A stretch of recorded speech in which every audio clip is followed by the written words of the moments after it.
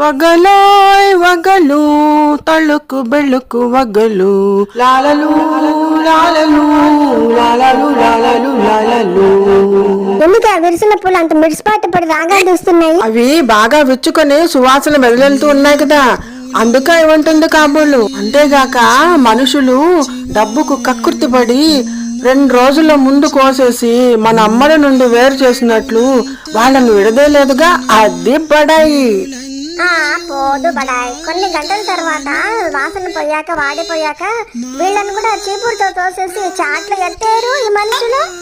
ఇంకా పదండి తడి చెత్త బొట్లకి పదండి. అంతేనే మన బతుకులు బాగుంటే తట్టలోకి